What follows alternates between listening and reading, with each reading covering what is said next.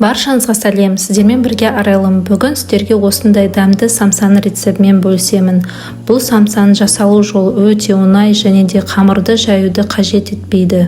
Алдымен қазақ тілді каналға тіркеліп, лайк басып қолдап кетіңіз. Видеоның соңына дейін көріңіз. Негізі бұл самсаны ұйғыр самсасы деп атайды. Алдымен біз бұл самсаны дайындау үшін 500 грамм ұнға сары майымызды қосамыз, 250 грамм. Сары май бізде холодильниктен алынған және де оны ұнмен қосып бір-бірімен жақсылап үйкелеп, мыжғылап араластырамыз.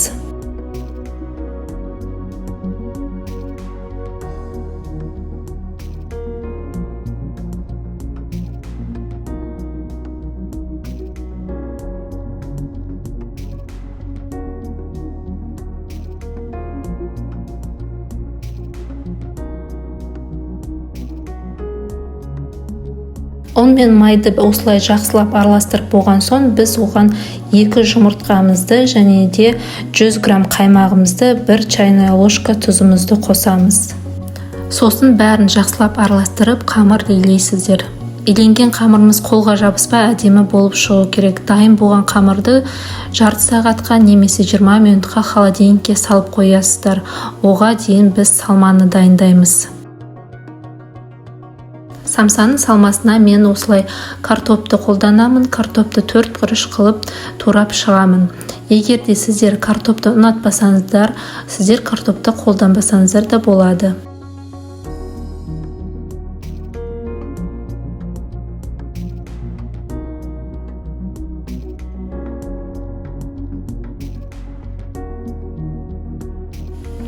Самсаға әдемі дәм беретін ол бізде пияз. Пиязды да 4 бұрыш қылып майдалап турайсыздар.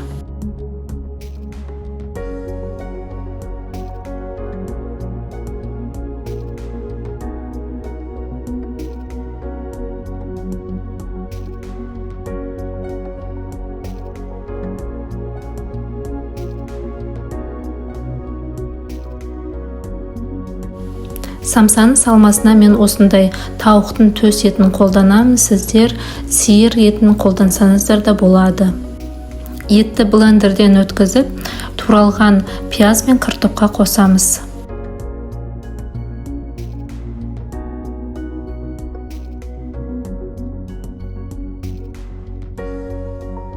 Енді салмамыздың үстіне қара бұрыш, тұз және де сұйық май қосамыз.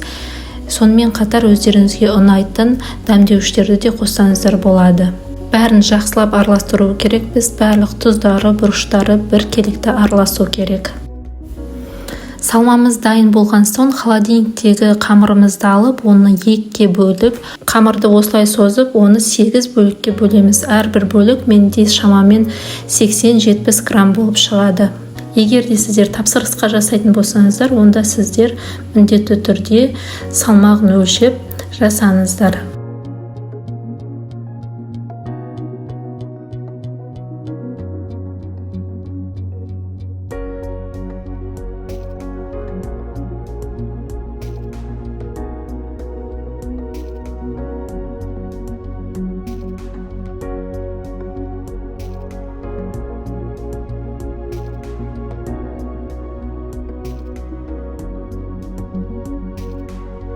Енді кішкентай қамырларымызды біз жаюға кірісеміз. Оған ұн себудің қажет жоқ, себебі ол ешқайда жабыспайды және де түйілуі де өте оңай.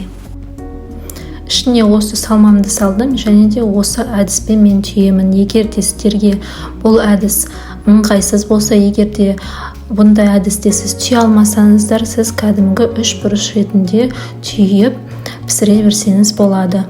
Мінекей мен қамырымды осылай домалақ қылып жайып, ішіне салмамды салдым.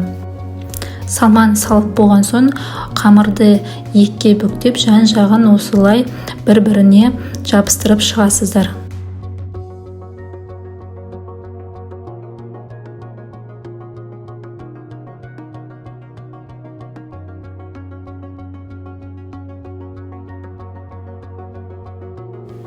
Ең жоғарыдағы бұрышын аласыздар да осылай бүктейсіздер. Көріп тұрғаныңыздай бүктеген сайын ұшы шығып тұрады. Сол ұштарын бүктеп шығасыздар. Негізі басында жасалу жолы сіздерге қиын болып көрінуі мүмкін. 3-4 рет жасаған соң сіздердің қолдарыңыз уже икемі келіп, өз еркектеріңізбен істей бересіздер. Негізі қамырды қолға алмай, осылай столдың үстінде істеген ыңғайлы. Қамырды жайғанда қатты жұқа қылып жүрмеңіздер, орташа қалыңдықта болу керек. Егер де достар сіздерге тағы қандай да тағам рецепттері қызық болса, міндетті түрде комментарийға жазып кетіңіздер, мен жасап көруге тырысамын.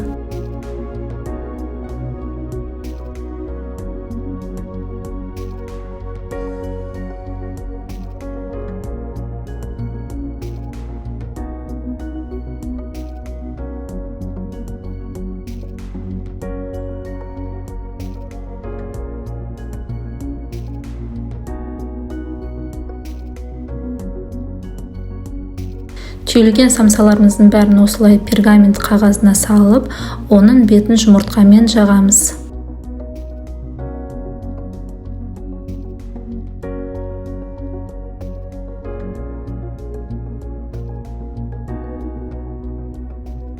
Енді үстіне әсемдігі үшін кунжут дәнектері мен макты себеміз. Дайын болған самсаларымызды духовкаға 30-45 минутқа қоямыз. Әркім духовкасы әртүрлі, соған қарай бейімделіңіздер.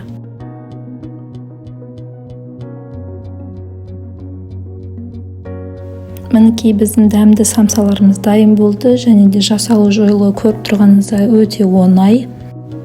Бұл самсаларды қонаққа немесе тапсырысқа жасасаңыздар болады. Ішіндегі салмасын өзіңізге қарай бейімдесеңіздер болады. Асқабақпен және немесе тауық етімен немесе сиыр етімен салсаңыздар болады. Міндетті түрде каналыма тіркеліп, лайк басып, комментарий жазып, қолдап кетіңіз. Видеоның соңына дейін көргендеріңізге көп рахмет. Қош сау болыңыздар.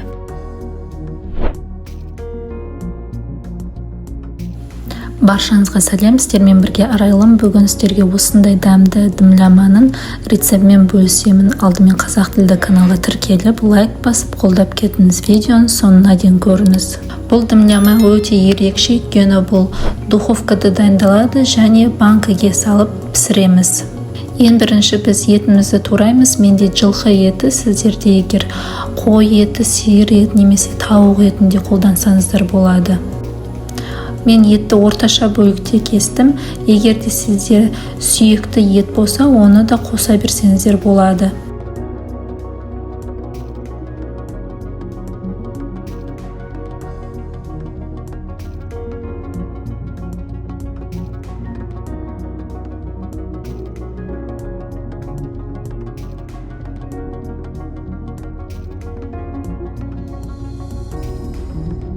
Кесілген етті бір ыдысқа салып, оны маринадтаймыз.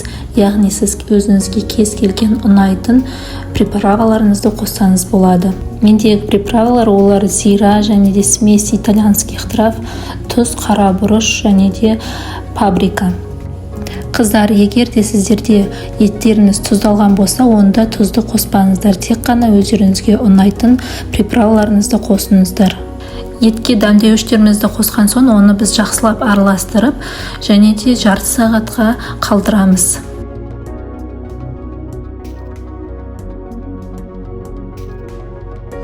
Бұл тағамның дайындалу жолы өте оңай және де өте дәмді болып шығады. Ары қарай біз көкөністерге кірісеміз. Менде болгар бұрышы, сіздерде осылай майдалап кессеңіздер болады, немесе ірі қылып кессеңіздер болады, өз қалауларыңызша. Егер де сіздерде болгар бұрышы болмаса, онда сіз үйде кез келген қандай көкөністер бар, соның бәрін қоса берсеңіздер болады.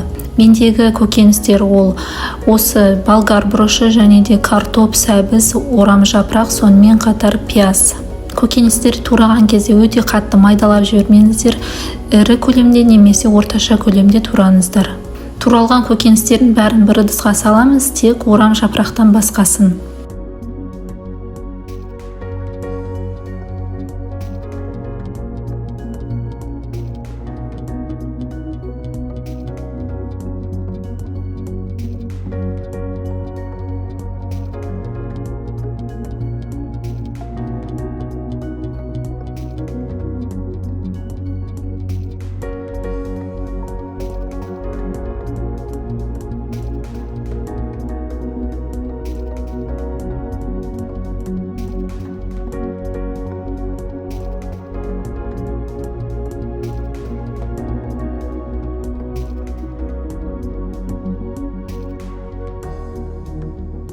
Енді ыдыстағы көкөністердің үстіне дәмдеуіштерімізді қосып, оны жақсылап араластырамыз. Менде тұз және де кептірілген укроп және де кептірілген сарымсақ. Сосын азғантай сұйық май құйып, оны жақсылап араластырамыз.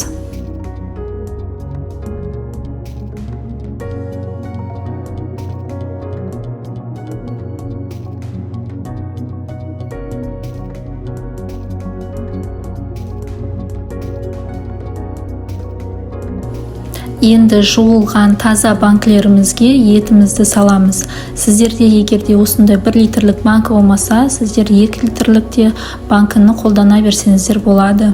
Етті толығымен банкіге салып жібермеңіздер. Біз бірінші етті, сосын көкөністі, сосын тағы етті саламыз, сосын үстіне тағы көкөністі саламыз. Бәрін нығыздап сала берсеңіздер болады осылай. Достар, бұл тағамға сіздер су қоспаңыздар. Бұл тағам өзінің сөліне пісіп, өте әдемі дәмді болып шығады. Мінекей көкөністерден кейін тағы етімізді саламыз, сосын тағы көкөністі салып, үстіне орам жапырақты қоямыз.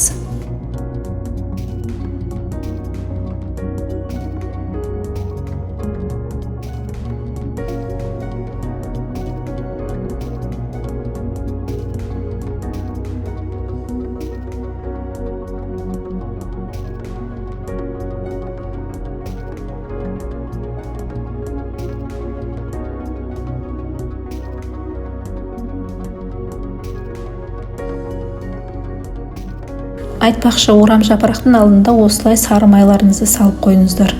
Мінекей көкөністердің бетін осылай орам жапырақпен жауып, ал банкінің бетін фольгамен жабыңыздар. Дайын болған банкілеріңізді духовкаға 1 сағат, 1,5 сағатқа 180 градусқа қойып қойыңыздар. Уайымдамаңыздар, банкілеріңіз сіздердің духовкада жарылып немесе сынып қалмайды. Мінекей мен банкілерім духовкада өз сөлінде әдемі болып пісіп жатыр. Мен 180 градуста 1,5 сағаттай пісірдім. Піскен дәміміз осылай шығады. Енді біз бұны тарелкаға салып көрейік. Мен 2-1 литрлік банкіні салдым. Бұл жерде көріп тұрғаныңыздай көкөністер езілмеген, еттеріміз балғын болып піседі. Үстіне кез келген ас көкті сеуіп ұсынсаңыздар болады. Менде кинза. Бұл жерде мен сіздерге еттің кесілуін көрсетіп жатырмын, және де жеген кезде ол өте балқын, жұмсақ, шайнауды де қажет етпейді. Дәмлама өте дәмді болып шықты, және де бұл көріп тұрғаныңыздай тағамға ешқандай су қоспасақ та, еттің өзінің сөлі бөлініп, өте керемет болып шықты. Бүгінгі рецепт сіздерге ұнаса, міндетті түрде каналыма тіркеліп, лайк басып қолдап кетіңіз. Видеоның соңына дейін көргендеріңізге көп рахмет. Сіздермен бірге болған арайлым, қош сау болыңыздар. Баршаңызға сәлем, сіздермен бірге арайлым. Бүгін сіздерге осындай дәмді сметаник в шоколаде рецептімен бөлісемін. Алдымен қазақ тілді каналға тіркеліп, лайк басып, қолдап кетіңіз. Видеоның соңына дейін көріңіз. Бұл сметаник өте ерекше, және де жасалу жолы өте оңай. Ал дәмі тіл үйретін дәм. Ең алдымен сметаникке біз қамырын дайындаймыз. Ол үшін бізге ұнға разрешитель қосамыз, яғни қопсытқыш, сосын майымызды саламыз, 1 жұмыртқа және де қантымызды салып, бәрін жақсылап араластырып, қамыр илейміз.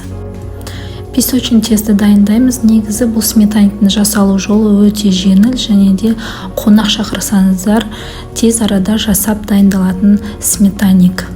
Пирогқа қатысты нақты өлшемдердің бәрі описание бөлімінде болады. Мінекей біздің қамыр осылай болып шығады. Қолға жабыспайтын және де нәзік болып шығады. Қамырымыз дайын болған соң, оны ыдысымызға салып, бетін жауып, холодильникке 5-10 минутқа қойып қоямыз. Қамырымыз холодильникте демалғанша біз ішіне пирогтың салмасын дайындаймыз. Ол үшін бізге 20% қаймақ және де үстіне қантты құямыз. Ары қарай бізге салмасына 2 жұмыртқа керек, және де ванильный сахар. Ванильный сахарды қолданбасаңыздар да болады. Маңызды ингредиенттердің бірі ол кукурузный крахмал. Оны міндетті түрде қолданыңыздар, себебі сіздердің сметаниктеріңіздің формасын ұстап тұратын зат. Енді бұның бәрін жақсылап араластырамыз.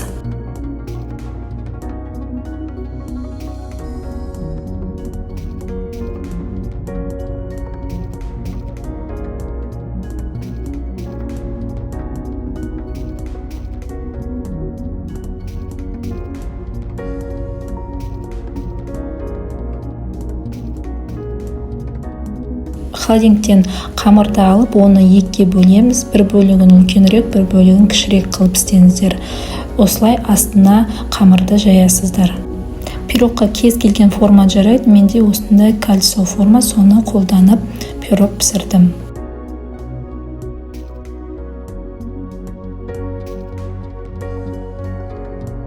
Қалған қамырдың жарты бөлігінен осылай енді пирогтың бортиктарын жасаймыз.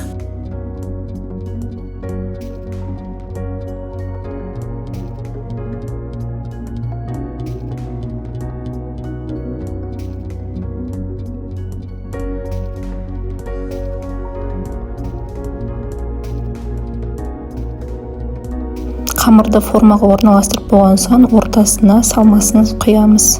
Достар, бұл сметаник рецептінде сіздерде міндетті түрде қаймағыңыз 20%-дан жоғары болу керек. Онсыз сіздердің сметаник пирогтарыңыз дұрыс шықпайды. Енді біз бұны духовкаға 180 градусқа 30-40 минутқа қоямыз. Әркім өзінің духовкасына қарасын, себебі духовкалар әртүрлі болады, соған қарай бейімделіңіздер. Духовкадан пісіп шыққан пирогымызды жарты сағатқа қойып қойыңыздар. Толық суып шығу керек, сол кезде қалыптан шығарсаңыздар болады. Егерде пирогтың ортасы былқылдап тұрса, әлі стойки болмаса, онда сіздер духовкаға тағы 10 минутқа қойыңыздар, бетін фольгамен жауып. Тура осылай дастарханға ұсынсаңыздар да болады, классикалық түрде, немесе мен сияқты бетін әсемдеп қойсаңыздар да болады шоколадпен. Сол кезде сіздердің сметаниктарыңыз ерекше әдемі болады. Менде Қазақстан шоколады, оны ыстық суда осылай ертіп алдым. Сіздер микроволновкада немесе водяной баняда ертсеңіздер болады. Осыны сметаниктің үстіне жағамын. Шоколадты осылай қасықпен түзулеп шықтым, сосын үстіне кокосовый стружки қостым әсемдік үшін. Сіздер әртүрлі жеміс жидектер немесе жаңғақтар қойсаңыздар да болады.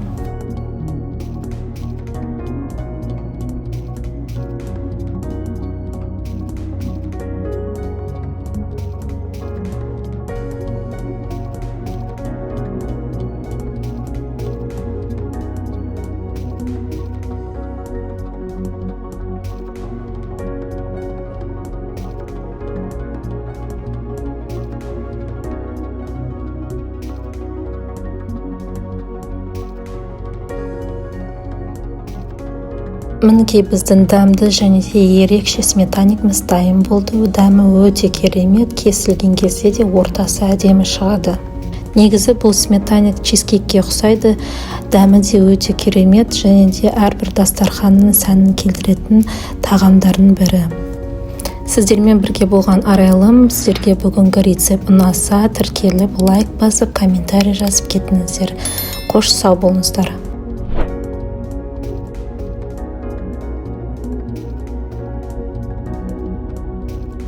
Баршаңызға сәлем, сіздермен бірге Арайлым. Бүгін сіздерге осындай дәмді баклажан по-корейски салатының рецептімен бөлісемін. Алдымен қазақ тілді каналға тіркеліп, лайк басып, қолдап кетіңіз. Видеоны соңына дейін көріңіз.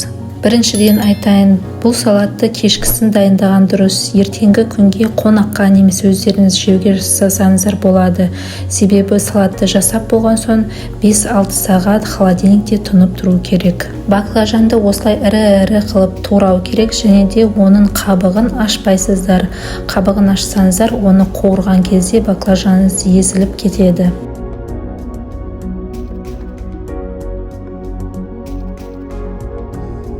Баклажанды турап болған соң үстіне 1 шай қасық тұзыңызды салыңыз. Сосын барлығын жақсылап араластырыңыз. Баклажанды мыжғыласаңыз да болады. Сол кезде баклажаныңыз аздап жұмсарады.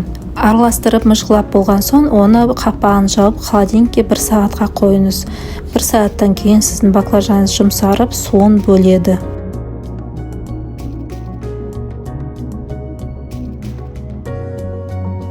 Сәбізді де теркадан өткіземіз. Теркадан өткізіп болған соң бұның үстіне 1 қасық тұзыңызды қосып, сосын араластырып, мыжғылап, оны да холодильникке салып қоясыздар.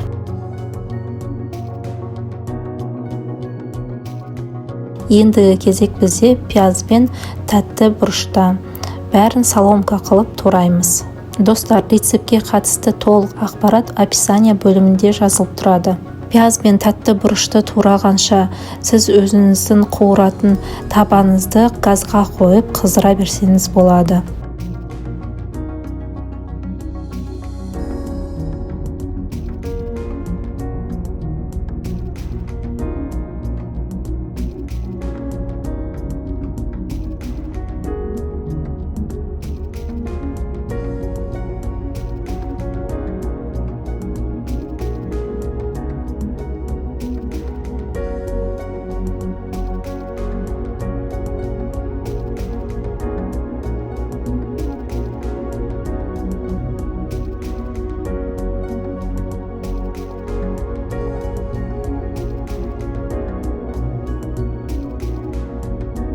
Енді туралған баклажанымызды холодильниктен алып, осылай сүзіп аламыз. Сосын оны қуыратын боламыз. Көріп тұрғаныңыздай осындай су бөлінеді. Енді қыздырылған табамызға баклажанымызды салып, оны қуырамыз. Баклажанды табаға салған соң оны араластырып тұрыңыздар, себебі оның асты жабысып қалуы мүмкін. Баклажан піскен-піспеген осылай вилкамен тесіп көрсеңіздер болады. Егер де вилкаңыз тез және де оңай кіріп кетсе, онда піскенін білдіреді. Негізі баклажан тез қуырылып піседі, шамамен 5-10 минутта.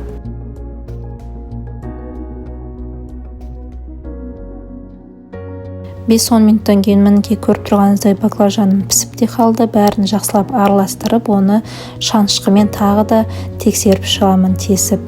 Егер шанышқыңыз тез кіріп кетсе, онда сіздің баклажаныңыз дайын болды деген сөз. Дайын болған баклажанымызды табадан түсіріп аламыз.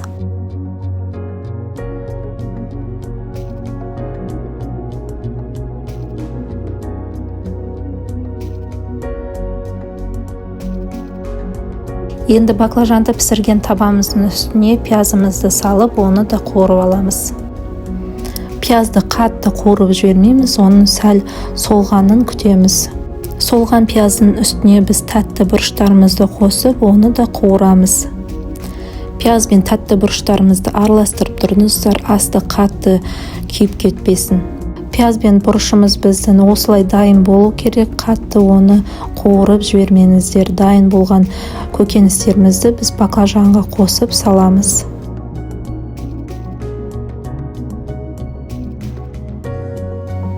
Енді қуырылған көкөністердің үстіне біз сәбізді холодильниктен алып қосамыз. Салаттың үстіне 3-4 дана сарымсағымызды пресстен өткіземіз.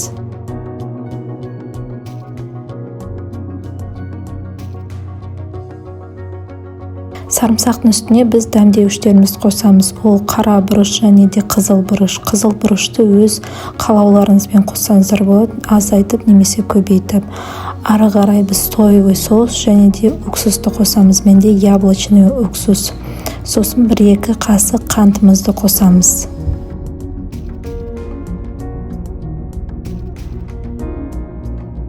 Ең соңында біз кинзаны әдемілеп турап салатымызға қосамыз.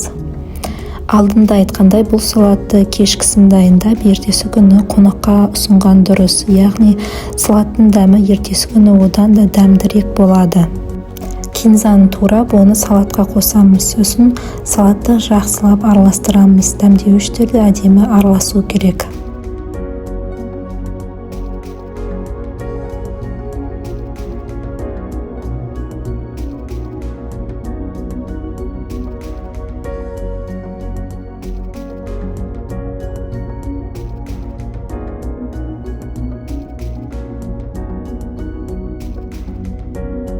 Мінекей біздің баклажан по-корейски салатымыз дайын болды. Бұл ертесі күні түсірілген видео.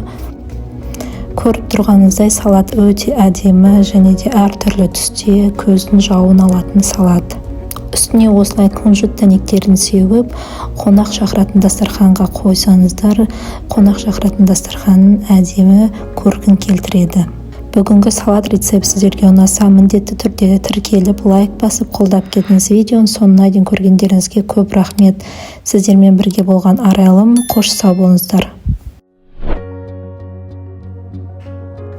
Баршаңызға сәлем, сіздермен бірге Арайлым. Бүгін сіздерге осындай дәмді апельсиновый кекстің рецептімен бөлісемін. Бұл кекс 5 минутта дайындалады. Алдымен қазақ тілді каналға тіркеліп, лайк басып, қолдап кетіңіз. Видеоны соңына дейін көріңіз.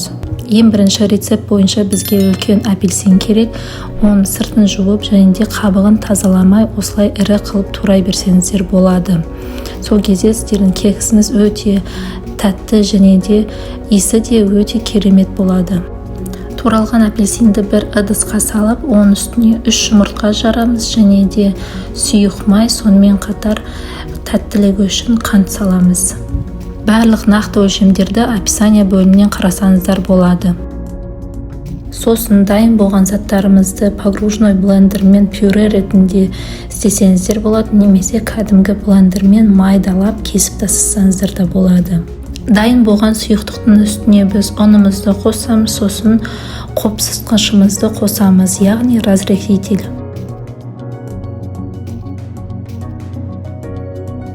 Енді қамырымызды жақсылап бәрін араластырамыз, ішінде комок болып қалмау керек.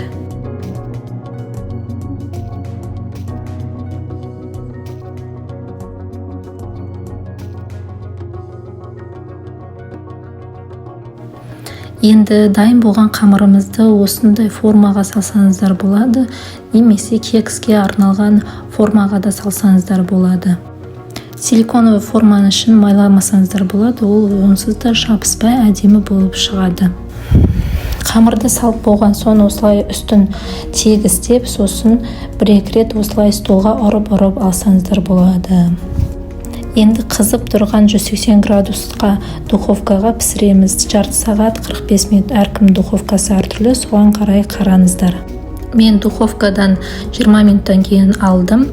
Сөйтіп осындай шпажкамен ішін тексердім. Іші әлі дұрыс піспеген, бірақ беті қыздарып пісіп тұрған сияқты.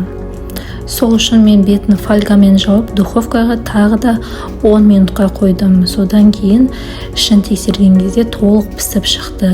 Сіздер де солай жасасаңыздар болады, бірақ мен бұл видеода көрсетпегем. 10 минуттан кейін духовкадан алып, оны тағы да шпажкамен тексердім. Мінекей іші толық піскен және де ешқандай қамыр шпажкаға жабысып жатқан жоқ. Енді оны бір ыдысқа осылай төңкеріп, мінекей өздеріңіз көріп тұрғандай формадан оңай және де тез алынады. Кекстің үстіне сіздер сахарный пудра сепсеңіздер болады, немесе мен сияқты қантты сироп жақсаңыздар да болады. Үстіне апельсиннің цедрасын теркадан өткізіп, осылай әсемдігі үшін сеуіп шықтым. Мінекей біздің оңай және де тез дайындалатын кексіміз дайын болды. Оның іші толығымен пісіп шықты, дәмі де өте керемет, жасап көріңіздер. Сіздермен болған Арайлым. Бүгінгі сіздерге рецепт ұнаса, лайк басып қолдап кетіңіз. Видеоны соңына дейін көргендеріңізге көп рахмет. Қош сау болыңыздар.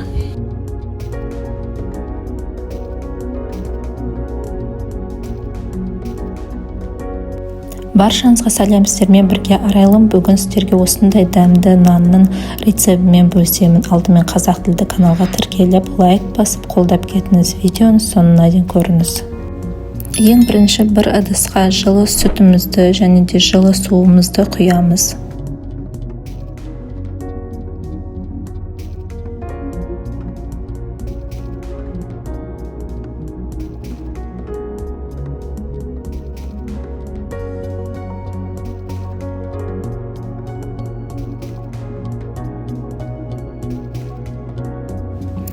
Су мен сүттің үстіне мен топленое масло қосып жатырмын. Сары майды ертіп қоса берсеңіздер де болады. Бәрін жақсылап араластырып, оның үстіне бір қасық дрожж, тұз және де қант қосып нан илейміз. Ашытқыны саларда сіз міндетті түрде мерзіміне қараңыз, мерзімі өтіп кетпесін. Онсыз сіздердің нандарыңыз әдемі үлкен болып көтерілмейді.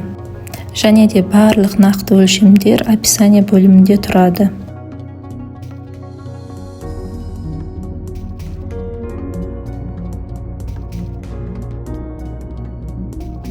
Енді ұнымызды салып жақсылап илейміз. Илеп болған соң қамырымыз біздің жарты сағатқа немесе 45 минутқа дем алып тұру керек көтерілгенше.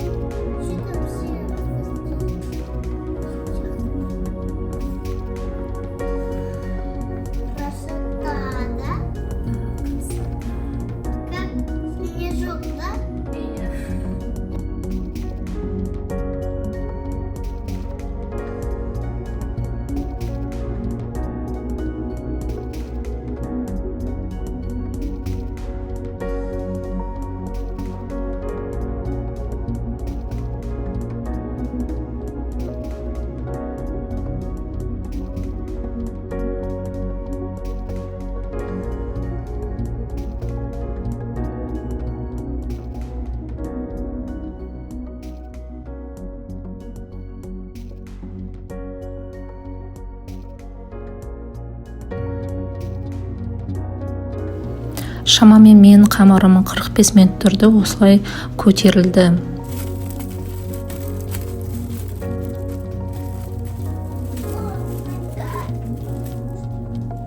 Қамырымызды екіге бөліп, нанымызды пісіруге дайындаламыз. Духовкаңызды 180 градусқа қосып дайындап қоя берсеңіздер болады.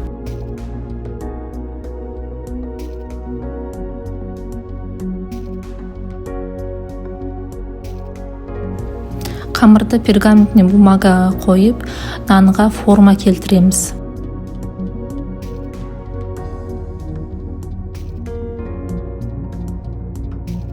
Қамырдың жан-жағын осылай басып, сосын өткір пышақпен осылай нанды тіліп шықсаңыздар болады.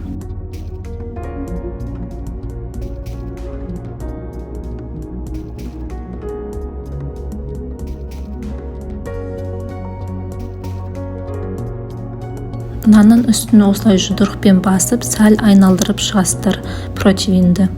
Сосын жұдырықпен басқан жерді осылай саусақпен тегістеп шықсаңыздар болады. Нанның ортасын осылай вилкамен тесіп қойсаңыздар болады. Менде өзбектердікіндей печатка жоқ нандарға арналған. Ары қарай сіз сары уызын нанның үстіне жағыңыз, сарғайып әдемі болып пісу үшін. Үстіне әсемдігі үшін кунжут дәнектері мен макты қоссаңыздар болады. Осылай нанымызды 180 градусқа жарты сағатқа қойып қоямыз.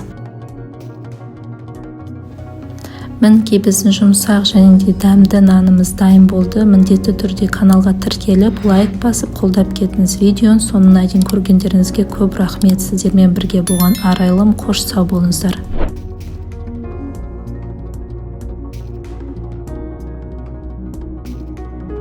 Баршаңызға сәлем, сіздермен бірге арайлым. Бүгін сіздермен осындай дәмді және де тез дайындалатын трубочкалар дайындаймыз. Не бар 15 минутта дайындалады. Алдымен каналыма тіркеліп, лайк басып, қолдап кетіңіз. Видеоның соңына дейін көріңіз. Біздің трубочкаға осындай магазиннен алынған қамыр керек. Бұл дрожжевой слоеный тесто. Мен бұның жартысын қолданамын. Жартысынан шамамен 15 дана трубочка шығады.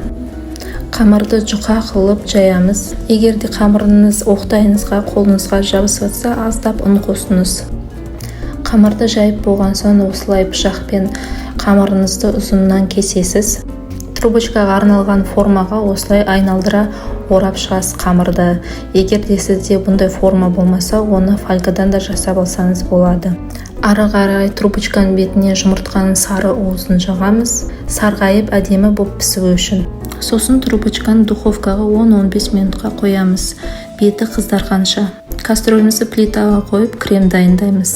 Үстіне 100 грамм су құямыз, және де 200 грамм қант саламыз. Қантты сироп қайнаған соң оны баяу отқа қоямыз. Сироп дайын болғанша біз ақуыздан крем жасаймыз. 3 жұмыртқаның ақуызын бөліп блендерден өткіземіз. Барлық толық ақпарат описанияда болады. Ақуызды салған ыдысыңыз міндетті түрде құрғақ болу керек, онсыз сіздің ақуызыңыз осылай көтерілмейді. Ақуызды дайындағанша біздің сиропымыз да дайын болады. Ол ашық қоңыр және де қасықпен алған кезде созылып құйылу керек. Дайын болған ыстық сиропты ақуызға құйып, бір-екі рет араластырып шығамыз. Ал енді піскен трубочкаларға біз кремді саламыз.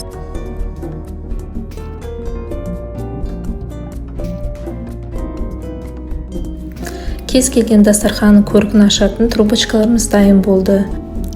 Достар, каналыма тіркеліп, лайк басып кетіңіздер. Видеоны соңына дейін көргендеріңізге көп рахмет. Сіздермен болған арайлым, қош сау болыңыздар.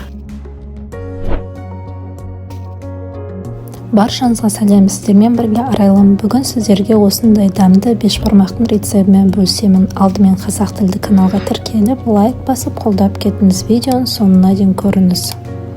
Алдымен бір қазан суға етімізді салып, оны қайнатамыз. Менде жылқы еті және де бір қазы. Қазыны біз пищевой пакетке орап салдық. Шек болмаса осылай жасаңыздар болады. Көбінесе солтүстікте осылай жасайды. Шамамен жарты сағатта біздің етіміз қайнап шығады. Сол кезде біз еттің көбігін сүзіп аламыз. Қыздар, көбікті міндетті түрде толығымен сүзіп алыңыздар. Сол кезде сіздің сорпаңыз мөлдір таза болып шығады. Сіздер қазыны шекте сазаңыздар, оны зубочисткамен 3-4 жерінен тесіп шығыңыздар, себебі сіздің қазыныз жарылып кетпеу үшін. Көбігін тазартқан соң ары қарай қақпағын жауып пісіреміз етті. Бір жарты сағаттан кейін сіз сорпаның тұзын көрсеңіз болады. Егер тұзы аз болса, үстінен тұз қосыңыздар. Сорпаның дәмі әдемі болу үшін біз бір бас пияз қосамыз. Сосын оны ары қарай қайнатып қоямыз. Пиязды қосқан соң сорпамыз осылай қайнайды. Сосын біз бір сәбіз қосамыз.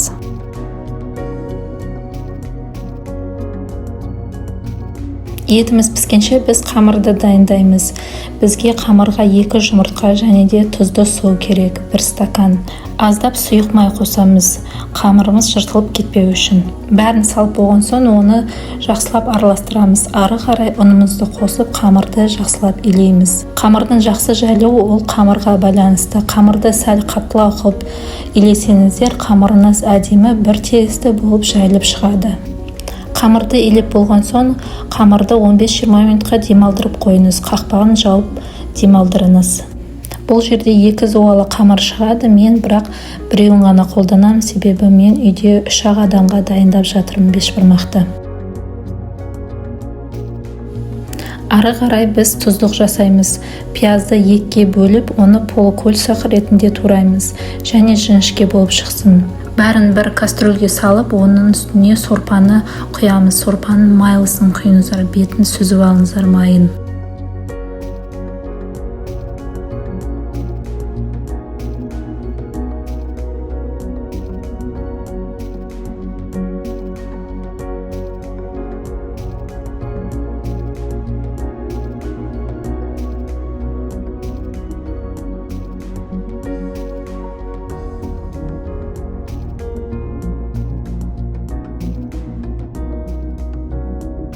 Міне мен мында сорпаны құйып қойғам, үстіне лавровый лист және де қара бұрыш қосып жатырмын дәміне қарай.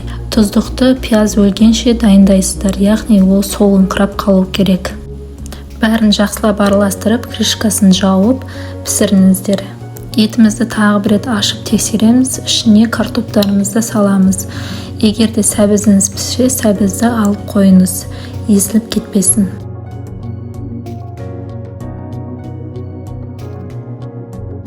Енді демалған қамырымызды алып, оны 2-ге бөліп, жұқа қылып жаямыз.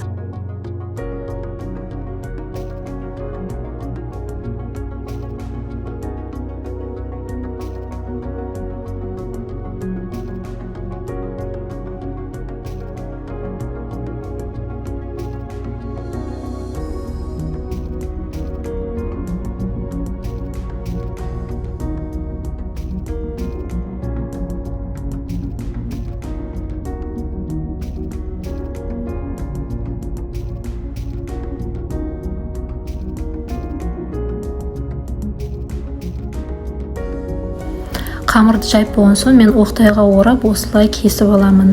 Әркім әртүрлі жасайды, домалақ күйінде салады, немесе домалақты 4-ге бөліп салады. Мен осылай салған маған ұнайды және де оны сүзіп алғанда ыңғайлы. Кесілген қамырды осылай тақтайға қойып қойсаңыздар болады, сосын холодильникке салыңыздар. Сол кезде қамырларыңыз бір-біріне жабыспайды. Ет дайын болғанша. Мен етті 3 сағаттай қайнаттым. Езілмей әдемі болып шықты. Әркімнің плитасы әртүрлі, соған қарай бейімделіңіз. Мінекей пакетке оралған қазымыз да дайын болды, және еттеріміз де. Бәрін сүзіп алыңыз. Картошканы да сүзіп алуға ұмытпаңыз, езіліп кетпесін. Піскен еттің бетін жауып қойыңыздар. Жаппасаңыздар, ол ет қатты болып қалады, жегенде тіске тұрып қалады.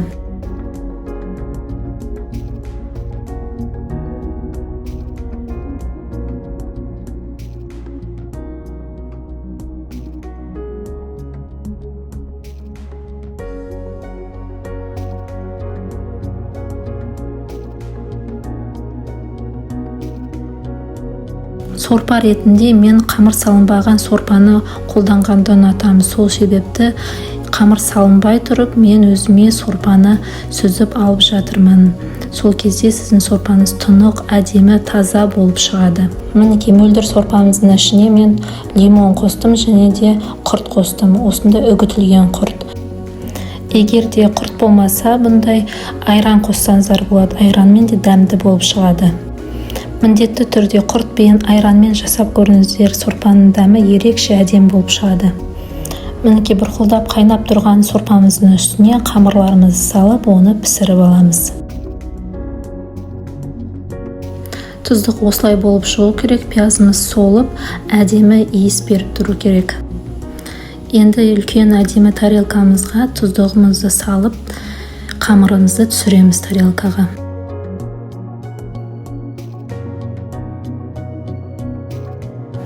Қамырдың үстіне тұздықты салып, етімізді турап, кесіп, әдемілеп қоямыз.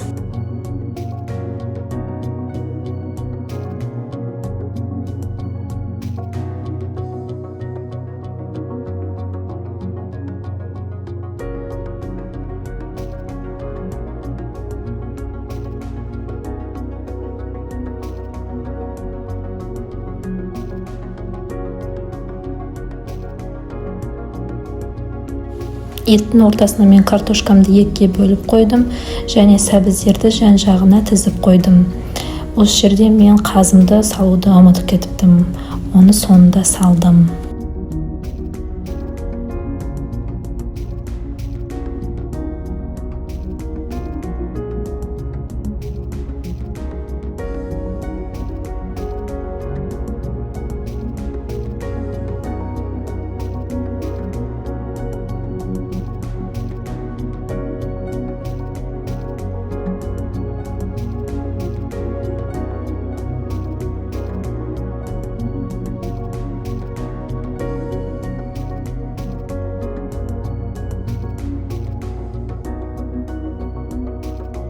Мінекей солтүстік қазы бұл пакетке оралған, пакетті алып тастап, осылай ұсынамыз етке. Мінекей біздің ұлттық тағам дайын болып шықты. Міндетті түрде жасап көріңіздер. Сорпаны да осы рецептпен жасап көріңіздер. Сіздерге бүгінгі бешбармақтың рецебі ұнаса, міндетті түрде тіркеліп, лайк басып, комментарий жазып кетіңіздер, қолдап кетіңіздер. Сіздермен бірге болған Арайлым, қош сау болыңыздар.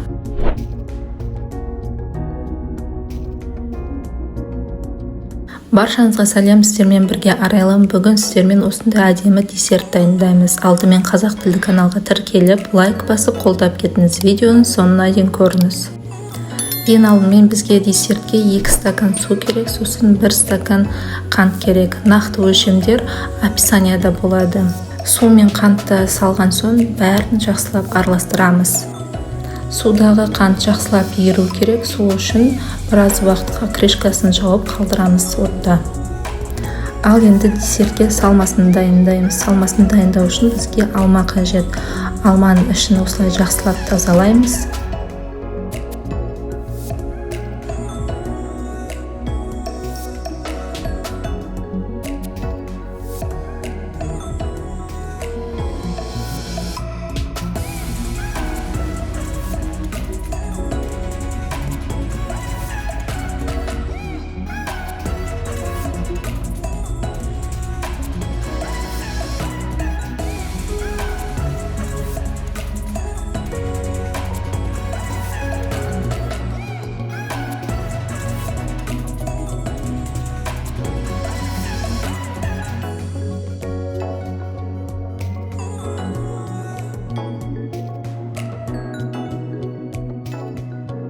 тураған кезде алма қатты қалың болмау керек. Егер де сіз қатты қалың қылып турасаңыз, сіздің алмалы розаңыз шықпайды.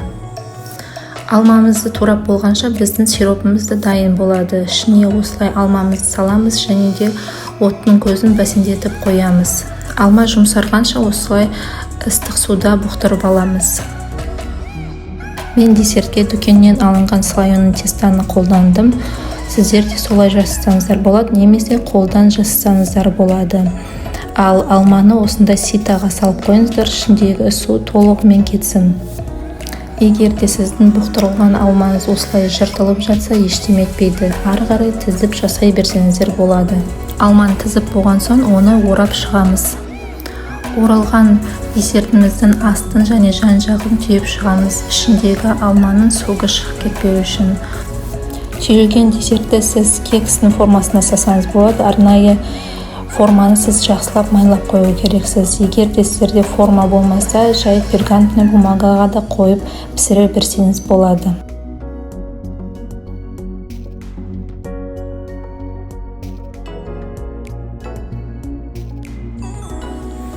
Ал енді сіздермен түюдің екінші әдісімен бөлісемін. Алманы бұл жерде де тізіп қоясыз, бірақ қамырды екіге бүктеп орайсыз.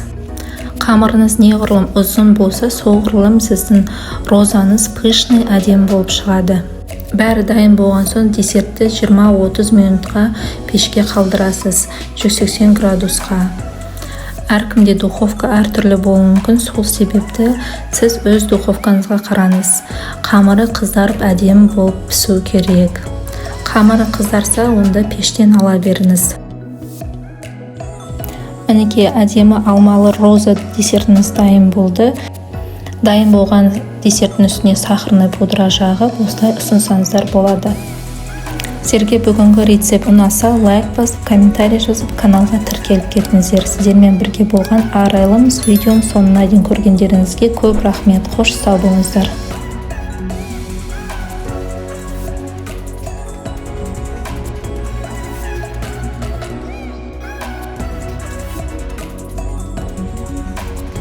Бүгін біз өте дәмді және де өте жұмсақ бауырсақтар дайындаймыз. Ол үшін каналыма тіркеліп, лайк басып кетіңіздер. Видеоның соңына дейін көріңіз. Нан илейтін үлкен ыдысымызға 2 жұмыртқаны жарып саламыз. Оның үстіне қантымызды құямыз, 100 грамм қант. Жұмыртқа мен қантты жақсылап араластырып аламыз. 1 стакан жылы суға 1 шай қасық тұзымызды салып, оны араластырып ертіп аламыз. Міндетті түрде жылы су қажет. Стакандағы суды мискаға құямыз. Ары қарай 1 стакан жылы сүтті де осы мискаға құямыз. Міндетті түрде жылы болу керек, онсыз дрожжыңыз және де тұзыңыз ерімейді.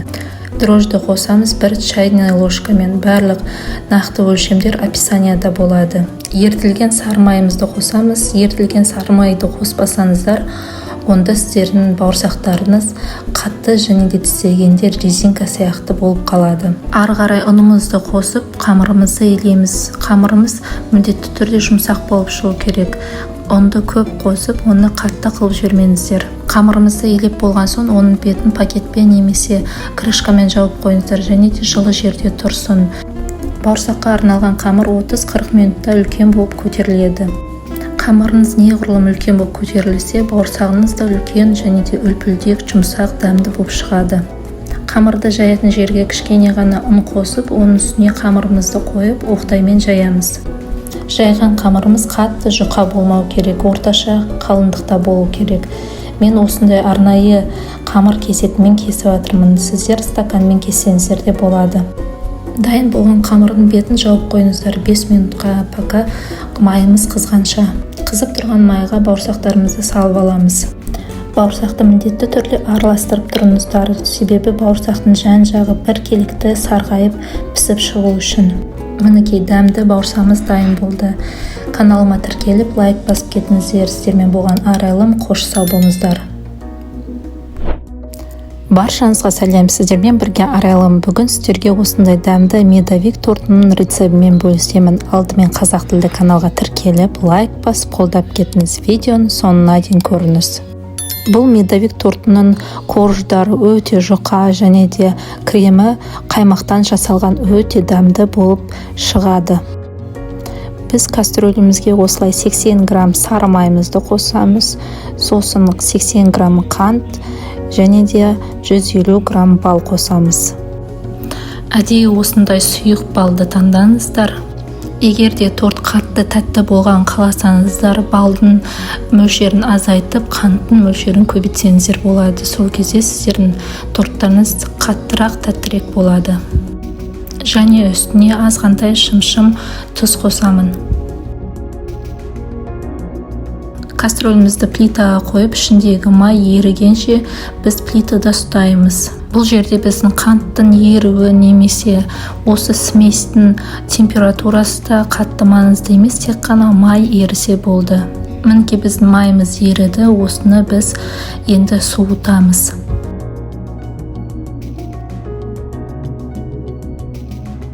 Мен кастрөлдегі сұйықтықты бір ыдысқа құйдым, себебі ішіндегі сұйықтық тезірек суы үшін. Ал енді жылы сұйықтықтың үстіне осылай содамызды қосамыз, оны жақсылап араластырамыз. Сол кезде кішкене көтеріліп, көпіршіктер пайда болады. Біз бұл сұйықтықты не үшін жылытамыз, себебі бұның үстіне жұмыртқаны салғанда жұмыртқаңыз пісіп кетпеу үшін. 2 жұмыртқамызды жарып, ішіне салып, бәрін жақсылап араластырамыз.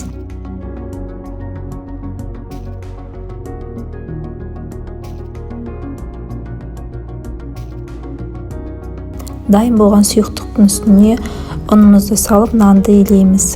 Онның бәрін сұйықтыққа салып жібермеңіздер, бірден аз-аздан салып тұрыңыздар. Менде шамамен 470 грамм ұн кетті. Осылай қасықпен аз-аздан ұн салып, наныңызды илеңіз. Егер де қасықтың күші жетпей жатса, қолмен илеңіз.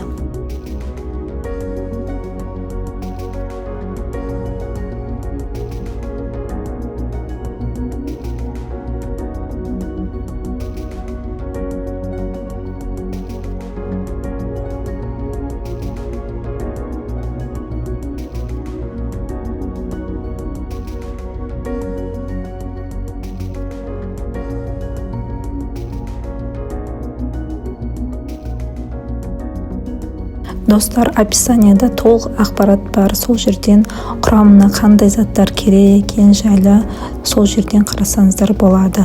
Міне көріп тұрғаныңыздай қамыр өте жұмсақ және де қолға ұстаған кезде қолға жабыспайды. Жалпы мен қамырымның салмағы 840 грамм болды. Мен оны 12 бөлікке бөлдім. Яғни менде 12 дана корж болады, әрқайсысы 70 граммнан болып шығады. Ал егер де 1-2 грамм артық болатса немесе кем болатса, ештеме етпейді. Әрине мен сияқты граммдап өлшемесеңіз де болады, тек көз мөлшермен де өлшесеңіздер де болады. Ал енді пергамент қағазына аздап ұнымызды сеуіп, үстіне қамырымызды жаямыз. Қамырды жұқа қылып жаямыз. Егер де сіздің қамырыңыз оқтайға жабысып жатса, ұнды сеуіп жіберіңіздер үстіне.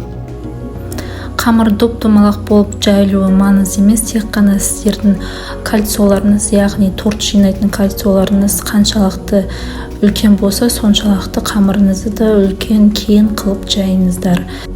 Мендегі кальцио бұл 23-22 сантиметр, соған байланысты мен өлшеп аламын қаншалықты жаю керек екенін. Енді дайын болған қамырды осылай вилкамен тесіп тастаңыздар, қатты үсті көтеріліп кетпеу үшін. Сосын пешке саласыздар, 180 градусқа 3-4 минутқа. Қамыр өте тез піседі.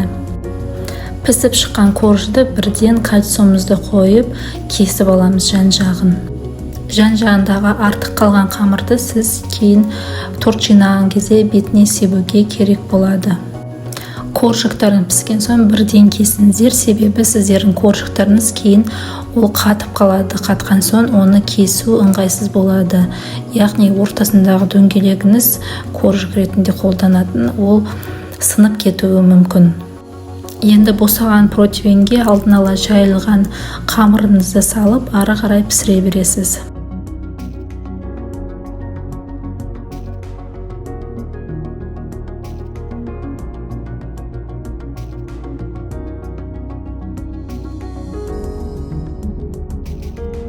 Көріп тұрғаныңыздай, мінекей 12 дана корж шықты. Бұлар суыған соң кішкене қатып қалады. Кейін кремін жаққан соң олар жұмсарып, әдемі балғын күйіне оралады. Медовый тортқа енді кремді дайындаймыз. Бізде 33% холодильниктен алынған сливки. Сливкидің үстіне мен сахарный пудра қостым, сосын миксермен қолдандым. Миксерді біз жай оборотты басында қолданамыз, сосын мощностьін көбейте береміз. Шамамен 10-15 минуттай миксерлейміз, сливкиіңіз кішкене қоюланғанша.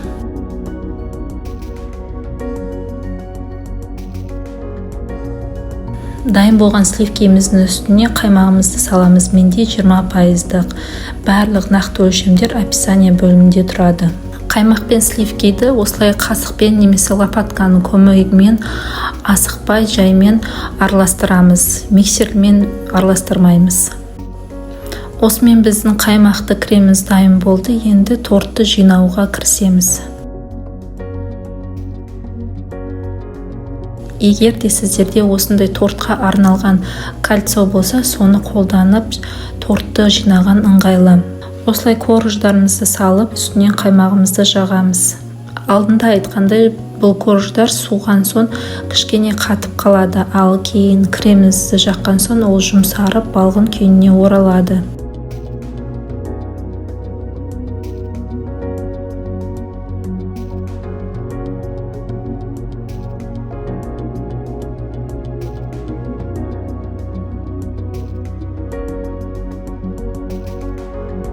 Ең соңғы коржықтың үстіне крем жақпаңыздар, оның үстіне салфанызды қойып, холодильникке салып қойыңыздар бір күнге. Үстіне мен сияқты қолыңызбен бассаңыздар болады, сол кезде кремдеріңіз бір қалыпты әдемі жайылады.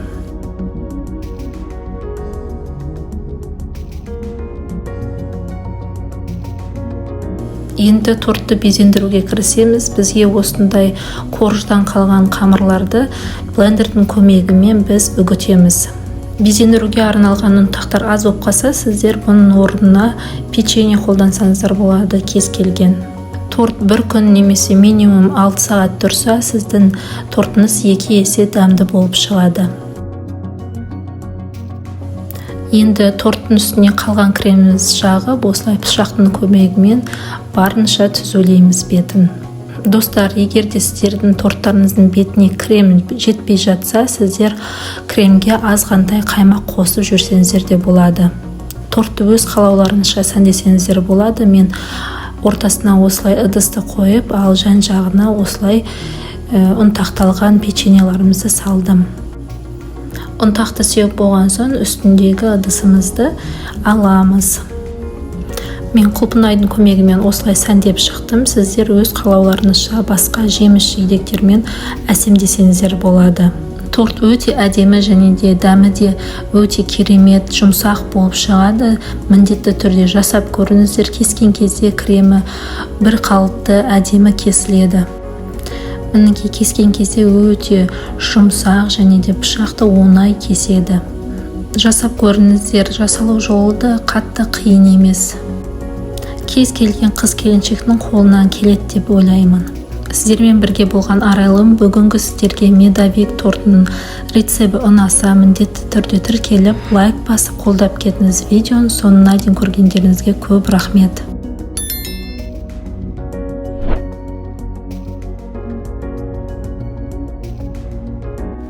Баршаңызға сәлем. Сіздермен бірге Арайлым. Бүгін сіздерге осындай дәмді фунчоза салатын рецептімен бөлісемін. Алдымен қазақ тілді каналға тіркеліп, лайк басып қолдап кетіңіз. Видеоның соңына дейін көріңіз. Ең алдымен бір сәбізді корейский салатқа арналған теркадан майдалап өткіземіз.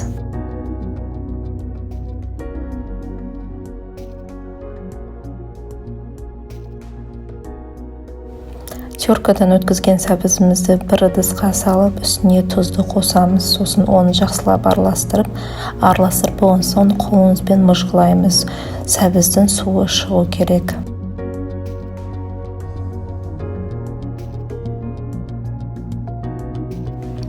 Енді фунчозамызды бір ыдысқа салып, үстіне қайнаған ыстық суымызды құямыз. Сөйтіп 5-10 минутқа қалдырамыз. Сіз фунчозаның сыртындағы упаковкасына қараңыздар қанша уақытта дайындалатынын. Енді болгар бұрышын соломка қылып тураймыз. Менде жасылы және де сарысы.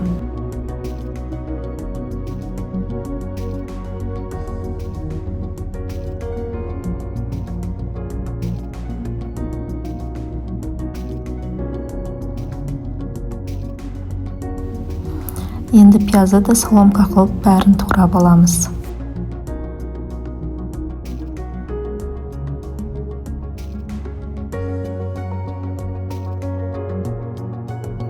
Пиязды турап болған соң біз қиярға көшеміз.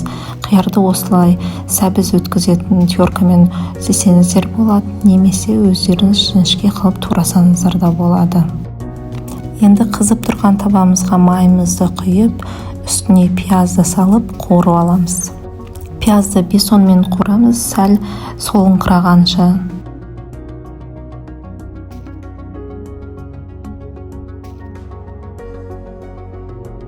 Мінекей көріп тұрғаныңыздай пиязымыз сәл солды. Енді үстіне болгар бұрышын қосамыз. Болгар бұрышында көп қуырмаймыз, оны да 3-4 минуттан кейін аламыз.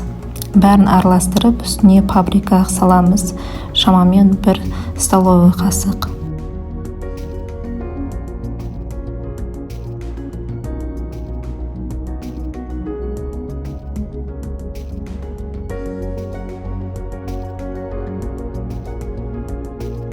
Пияз бен болгар бұрышы осылай дайын болады, сосын оны бір тарелкаға алып аламыз. Көріп тұрғаныңызда пияз бен болгар бұрышы әлі де свежий күйін сақтаған, әлі де тірі.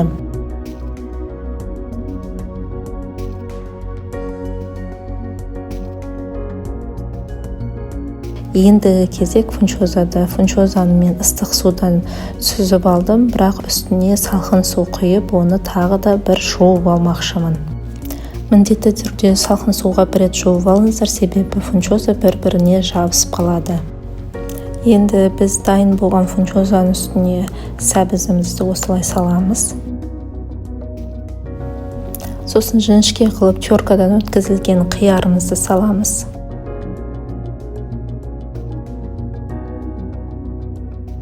Енді үстіне 1 қасық тұз, сосын 1-2 қасық дәміне қарай қант қосасыздар. Достар, толық ақпарат описанияда болады. Ары қарай үстіне қара бұрыш және де соевый соус, яблочный уксус, сонымен қатар 3-4 дана пресстен өткізілген сарымсақты қосасыздар.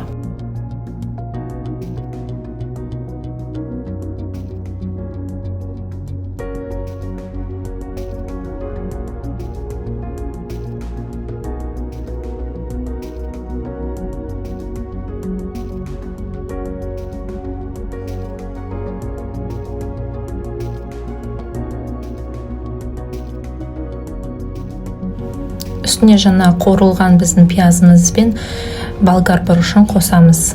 Ары қарай кинзаны майдалап турап, оны да салатымызға қосамыз. Сосын бәрін араластырып, дәмін көріңіздер. Егер тұзы жетпесе, тұзын қосыңыздар.